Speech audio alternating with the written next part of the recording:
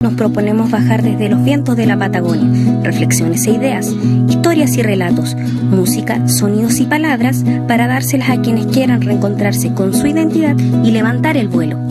Aquí comienza Ojo con la Cultura. Su conductor, Jaime Gonzalo Uribe. Hola, ¿cómo están todos ustedes? Un gusto de saludarles en esta mañana de sábado 29 de abril del año 2023. Ojo con la Cultura desde los estudios de Polar Comunicaciones, Radio, Televisión e Internet. En el mes del libro, estamos llegando ya al final de este largo periplo, derrotero del mes del libro, porque como hemos contado en los programas precedentes, ya no es el día del libro, que habitualmente se conmemora un 23 de abril. Es el mes completo del libro, ¿ya? Casi todos los días prácticamente hay actividades, hay celebraciones, hay festejos, hay conmemoraciones. Se han ido sumando año tras año nuevas actividades culturales, literarias, que desde el día 1 hasta el día 30, y creemos no exagerar,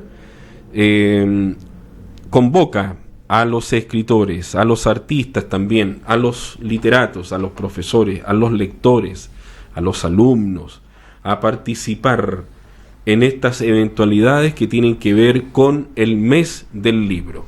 Entonces, llegando ya a fines de abril, en este último programa de este mes de Ojo con la Cultura, que como decíamos se emite los días sábados, ahora en directo, desde las 10 de la mañana hasta 11 de la mañana, con una retransmisión los días domingo de 14:30 a 15:30 horas. Ojo con la Cultura, esta idea, este bello proyecto creado por nuestro amigo Jaime Gonzalo Uribe Hermosilla, a quien aprovechamos de saludar. Dijimos cuántas actividades hemos tenido durante el mes de abril, y en particular recordamos una de ellas, y tenemos aquí a uno de los integrantes de esta actividad, de este evento, un magno evento cultural que la primera patita, la primera parte, por decirlo de una manera, se llevó a efecto hace algunos días atrás en el auditorio Ernesto Livassich de la Universidad de Magallanes, para hablar de esa actividad que nos convoca hoy día y que tiene que ver con la presentación de un libro que se llama Cantata Nuestra Madre Grande, Isla Dawson desde la adversidad, que es un texto escrito. Yo voy a contar algunos pormenores porque nos hemos entretenido ahí hablando y revisando algunas situaciones que nos dan a conocer y nos dan a entender tanto Manuel Rodríguez Uribe, sociólogo, cientista político, amigo nuestro, el profesor Fernando Lanfranco Leverton y el escritor Marco Bartisevich Sapunar, a quien aprovecho de saludar en esta mañana. Marco, gracias por estar junto con nosotros. Excusamos a Manuel, que tiene en paralelo una actividad también, ya la había agendado, no alcanza a estar con nosotros, pero seguramente Marco nos va a contar en detalle cómo se produjo la realización de este texto, Cantata Nuestra Madre Grande, Isla Dawson desde la adversidad, que como decimos es la primera parte porque en septiembre se piensa estrenar la cantata referida. Marco, un gusto saludarte. Hola, buenos días, Víctor, gracias por la invitación y buenos días también a los auditores, televidentes y a la gente que por el mundo, porque Polar está en todas las formas de comunicación hoy en día, que por el mundo también escuchan o ven este programa. Estuvimos revisando el texto, quedamos impactados de algunos detalles, porque este es un libro construido en base a eso, pequeños detalles, la recuperación de la memoria, fragmentos de papel, de partidos de ajedrez anotados así al pasar, la cantata escrita en papel de servilleta o en papel de diario o en papel de roneo, manuscritos, poemas escritos en momentos en que se podía hacer algo. Bueno, todo eso, Marco, ¿cómo se fue construyendo esto? Yo tengo muy claro que esto se fue haciendo por parte, que ustedes no estuvieron nunca tranquilos para poder hacerlo en una situación traumática como la que vivieron ustedes después del golpe de Estado del 11 de septiembre de 1973. Bien, refiriéndonos primero a la cantata misma, surge en base a versos que escribe Manuel Rodríguez en una de las barracas de Isla Dawson, del campamento Río Chico. Esto era posible solamente después de las 8 de la noche, cuando ya nos encerraban con candado dentro de cada una de las barracas, ya que durante el día había actividades físicas de ir al campo, al bosque, perdón, a recoger leña para calefaccionarnos, o a las postaciones de teléfono y de energía eléctrica que debíamos realizar. O sea, diversos trabajos de tipo forzado al que estábamos expuestos durante el día. Entonces solamente durante la noche Manuel tenía la oportunidad, y él siempre menciona que algunos meses antes del golpe, en julio-agosto, había leído bastante sobre América y se le vino a la cabeza la idea de realizar escribir en verso un poco la historia biográfica de América, tanto desde el punto de vista natural como del desarrollo desde antes de la llegada de los españoles, pasando por la llegada de los españoles, la independencia política de los países latinoamericanos en el siglo XIX, hasta llegar al siglo XX, donde se mencionan justamente hay un poema que se llama Dos semillas. Una semilla es Cuba y la otra es Chile, con lo que había sucedido con el gobierno de la Unidad Popular. Y los dos poemas finales son odas a la luz, a la emancipación real de nuestros pueblos. La verdad es que no fui exacto en decir los dos poemas finales, porque esto es un poema largo que después él le pasa esto a Fernando Lanfranco y le dice, bueno, ve si con esto que yo he escrito es posible hacer algún tipo si lo puedes musicalizar.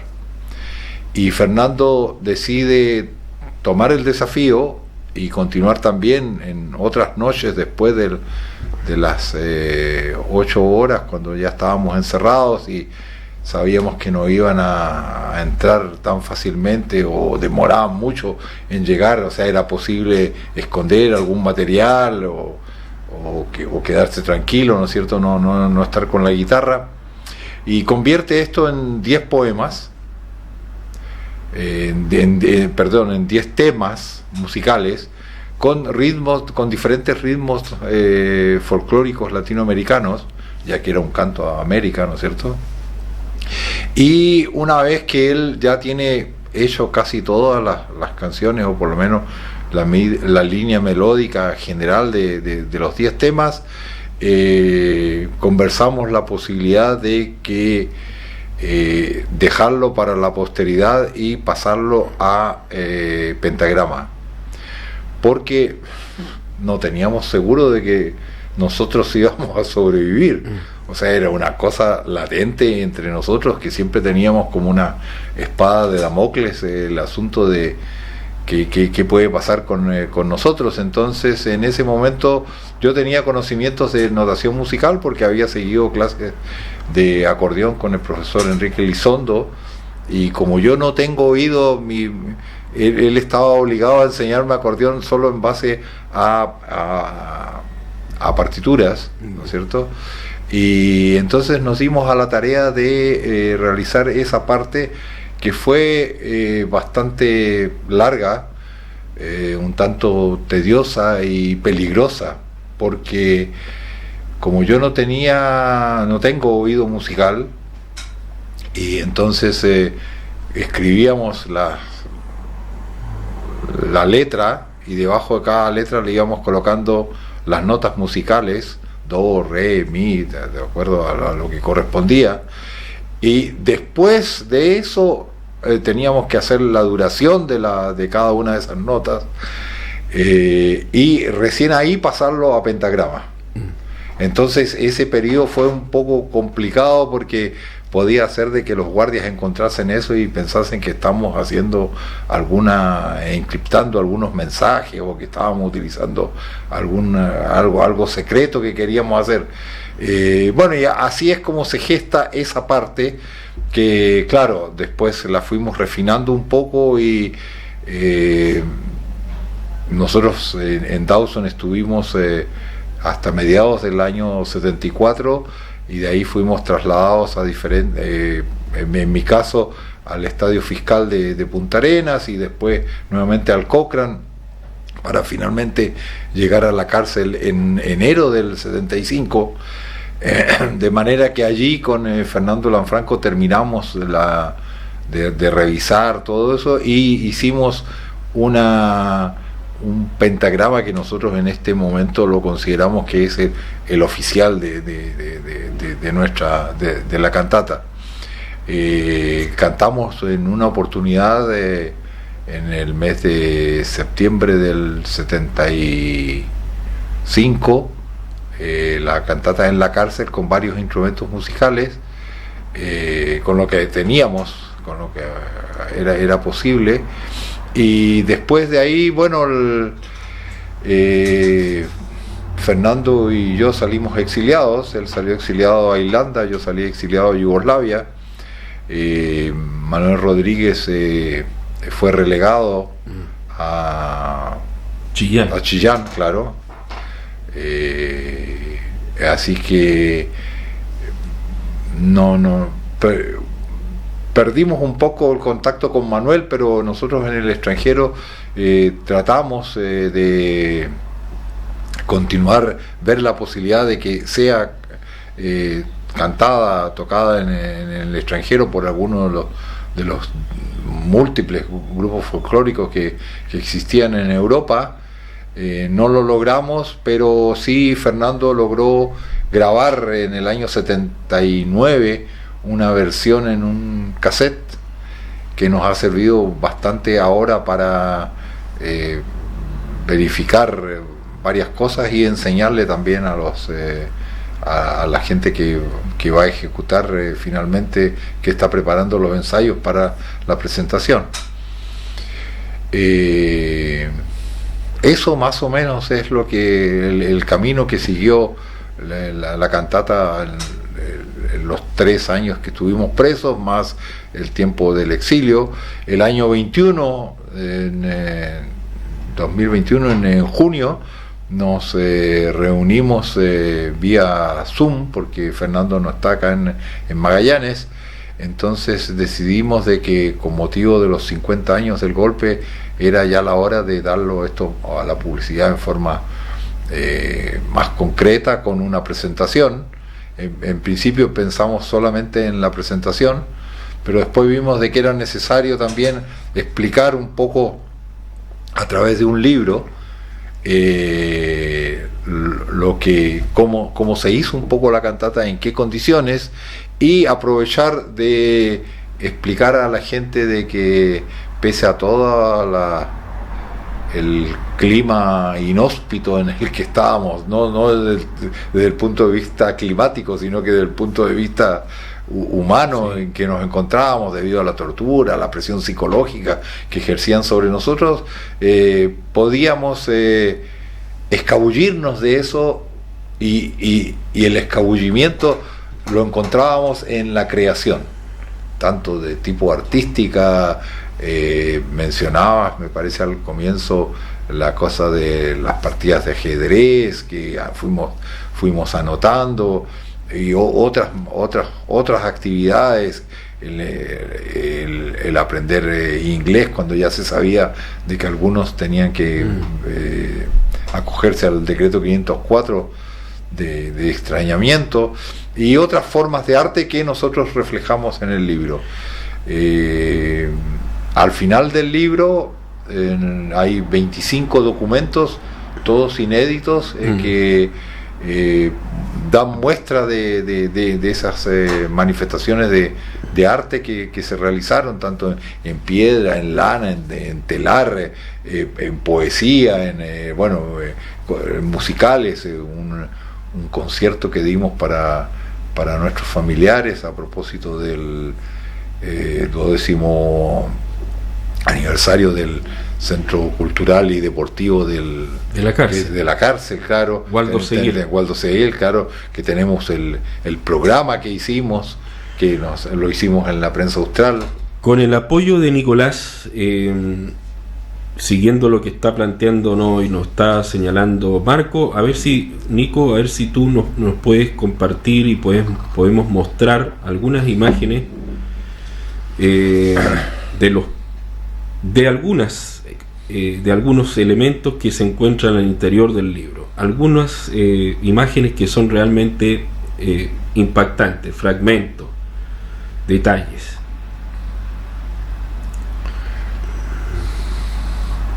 Claro, eso lo que se está viendo ahora son es el anverso y el reverso de una piedra tallada en Dawson, que la hizo José Donoso Huecha, destacado sindicalista de la época, ¿no es cierto? Esa es una medalla que hizo él.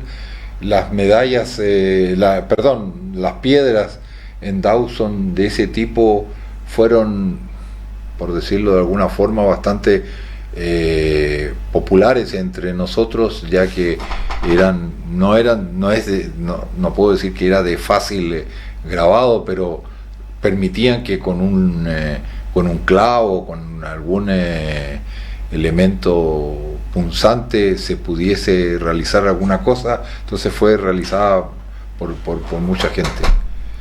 Por ahí tenemos esa es una carta, es una, claro, parece una tarjeta de Navidad. Una tarjeta de Navidad que fue hecha por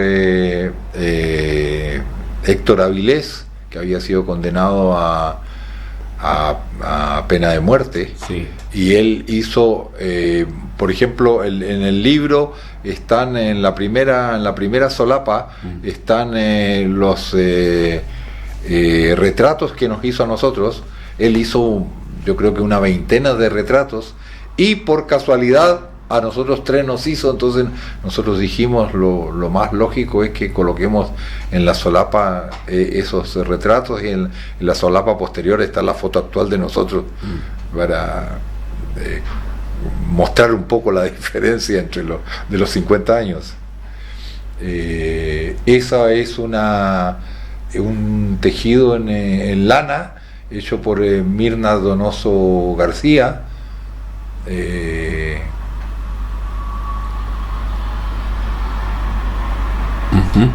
Y esto es también es de ella. Son 2 cosas. Nosotros le pedimos colaboración a mucha gente que sabíamos que tenían algún tipo de artefactos, de cosas que realizaron en prisión, y que nos facilitaran para poder incluirlos en la obra.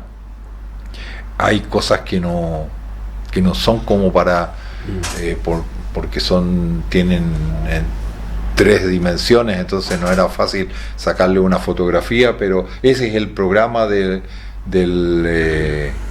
acto que hicimos el año 75 en la cárcel, en el mes de agosto, me parece que fue el 18 de agosto, y por alguna razón yo le pedí a todos los participantes que firmaran al lado, entonces está con ahí están las firmas la firma de cada una originales. De los participantes originales, sí. Bueno, el libro, la otra cosa que debo decir es que el libro salió con un financiamiento del gobierno regional que nos otorgó para esto. Es la partida de ajedrez. Es una partida de ajedrez. Nosotros le enseñamos a mucha gente a aprender el juego del ajedrez. Algunos no lo conocían, no era fácil, o sea, lo más común era jugar a las damas, o en el campo lo que más se juega es al truco, ¿no es cierto?, o a la brisca. Entonces, así como, porque había, especialmente en Dawson, había muchos compañeros que trabajaban en las estancias, así como ellos nos enseñaron el uso del hacha, por ejemplo, para derribar los árboles o cortar los árboles secos que había en el bosque. También nosotros en retribución les enseñábamos algunas cosas a ellos. La cárcel y todo el periodo de prisión fue un periodo de mutuo aprendizaje entre todos nosotros.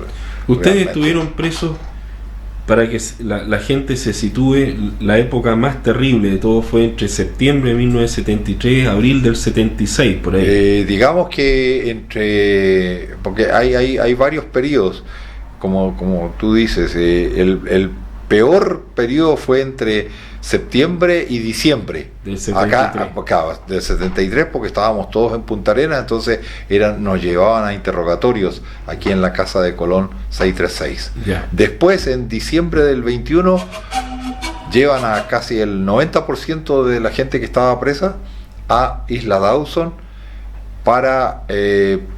mientras hacían algunos consejos de guerra aquí en Punta Arenas, en el cual participaron no más de 50 personas. Hay que tomar en cuenta que la región de Magallanes, en ese tiempo, la provincia de Magallanes, tendría unos 60.000 habitantes y hubo alrededor de 1.000 personas presas. O sea, en comparación al resto de las provincias de aquel entonces del país, fue una cantidad exorbitante, digamos, de presos. Y no hay que olvidar, Marco, que acá en la isla Dawson es ícono también, porque ahí en Dawson es que llegaron los jerarcas, ¿no? Claro, los ministros de Allende y algunas otras personalidades, como los rectores de las universidades, Kirber. de Concepción, Kirber, de la Universidad Técnica del Estado, y varios ministros. Ellos eran alrededor de 50 personas que estuvieron primero en lo que es la base naval en Puerto Harris, en un lugar en una casucha que era de Compinjim,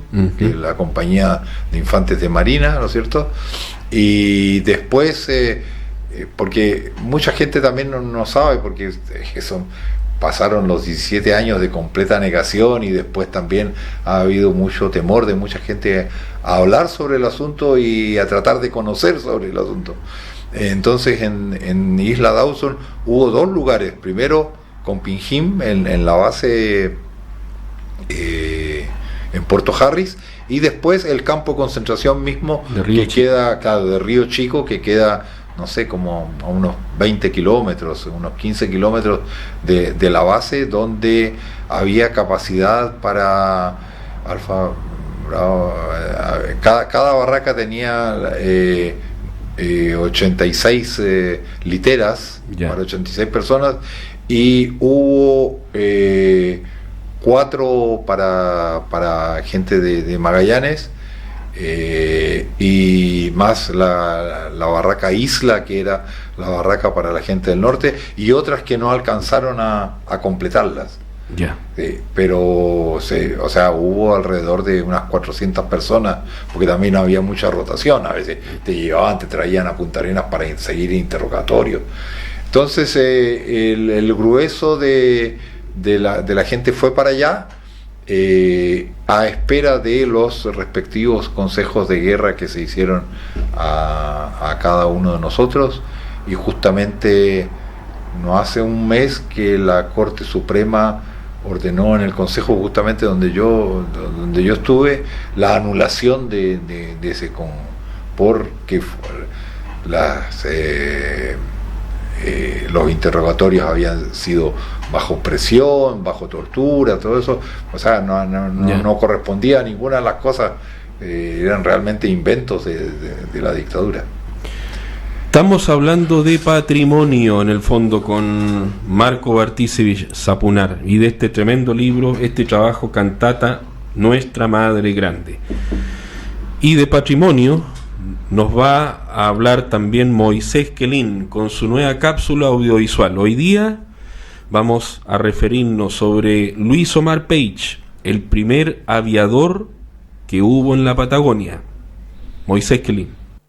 Aquí, el día 23 de agosto de 1914, en este lugar, dentro del Club Hípico de Punta Arenas, ocurrió un acontecimiento fundamental, el inicio de la aviación, tanto para Magallanes como para la Patagonia Argentina, pues en este lugar se produjo el primer vuelo que registra la historia aeronáutica nacional. Ese día, 23 de agosto de 1914, Luis Omar Peich, que había sido contratado por vecinos magallánicos con el objetivo de iniciar unas volaciones, unos vuelos aquí en Punta Arenas, para mostrar la factibilidad de que el avión como medio de transporte podía, en un futuro no muy lejano,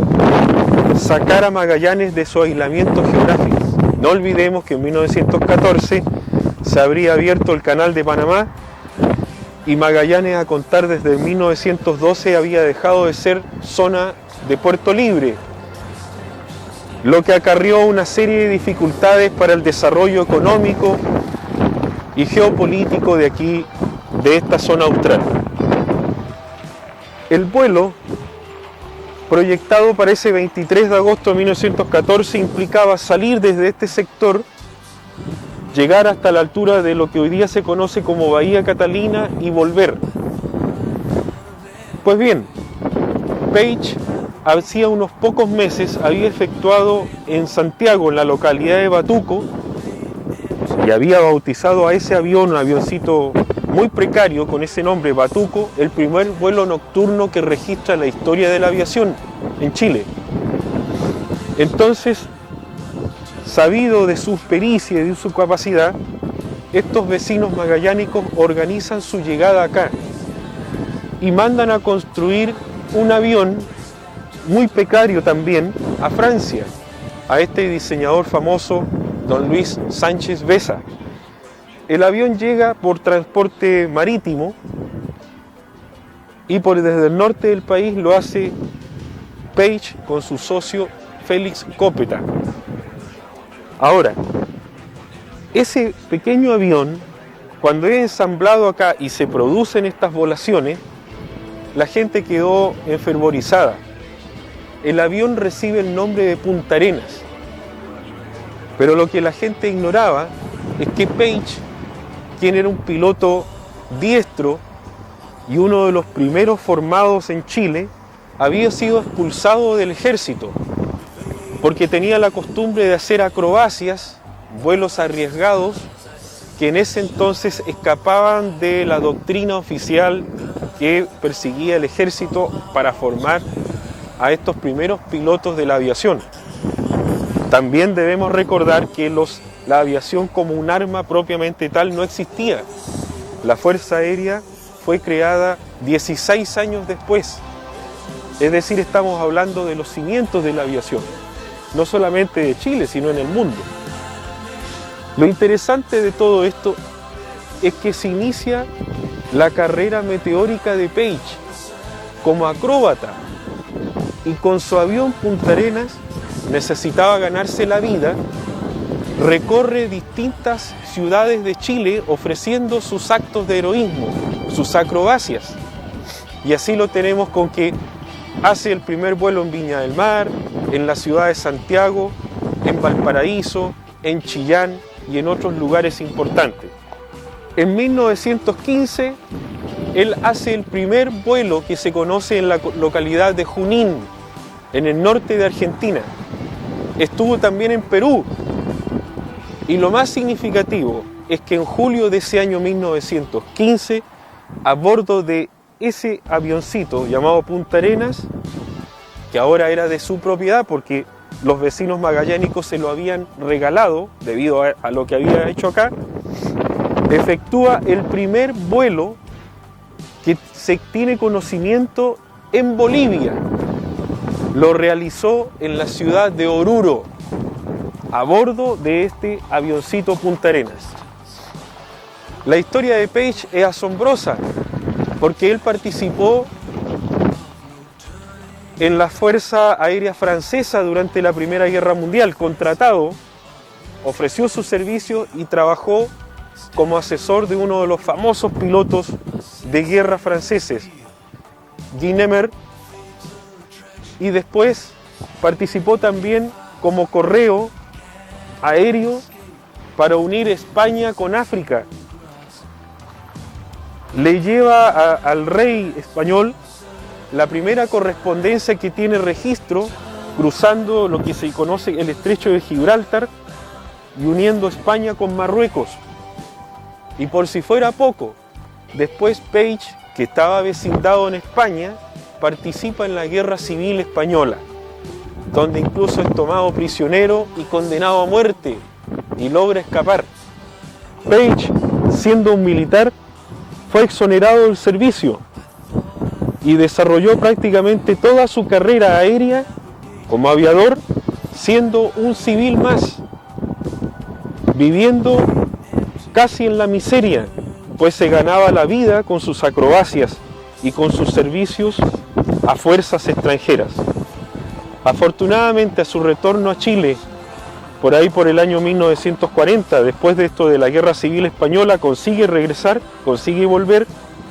El gobierno del presidente Juan Antonio Ríos le entrega los reconocimientos que él ameritaba. Fallece en 1956 y hoy día sus restos reposan justicieramente al lado de otros mártires de la aviación nacional.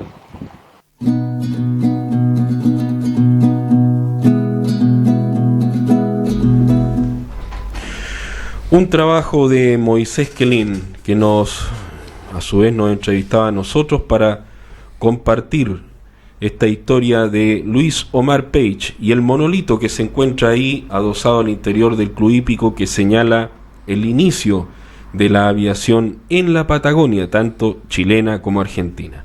Vamos a un breve alto y a la vuelta continuamos con Marco Bartisevich y la cantata Nuestra Madre Grande. Ya volvemos.